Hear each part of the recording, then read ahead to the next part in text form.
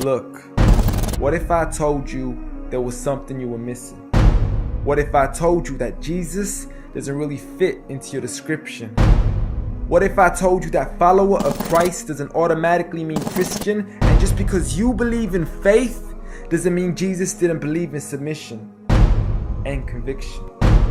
Listen, you say Jesus was God and that God had descended. We say Jesus was man, for Jesus was dependent. Our God is all great and cannot be comprehended. You say that God was murdered, or do you believe that he pretended? See, God gave us brains and God gave us logic, but I guess God wanted us to use them in everything else except for this topic. It's like wearing a cross and proclaiming that you love Jesus, when if God was murdered on the cross really shouldn't please us. I mean, would you be wearing an axe if it was used to chop your mother up into pieces? See, this is what happens when you believe in faith, but fail to believe in reason. See, we used to worship the Creator until Satan turned us to the creation. We began to worship the people and neglect the one who made them. We began to believe that God had died, but how could a God even be created? A miraculous birth, and therefore the Son of God was begotten.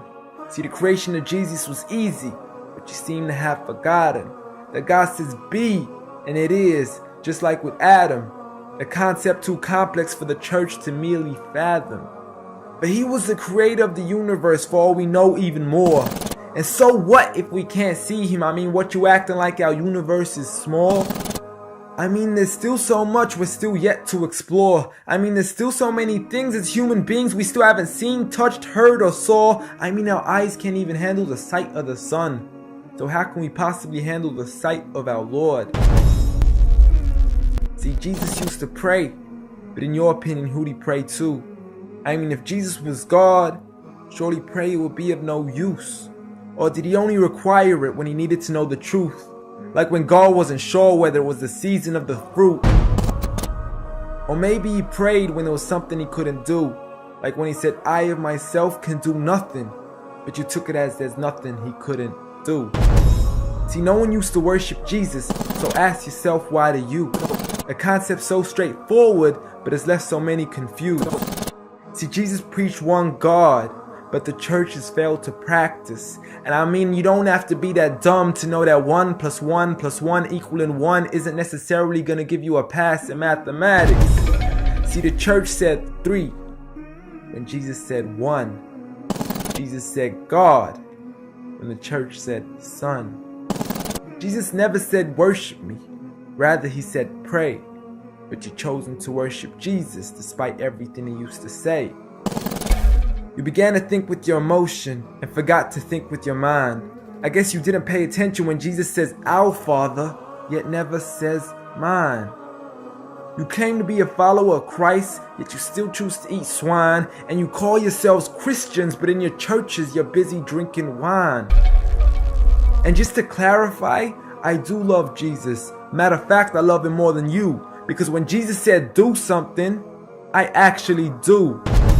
However, I'm not connected with the church nor with the Bible. See, I love Jesus as my prophet, but refuse to worship him as an idol, just like he wanted and proclaimed it as sin.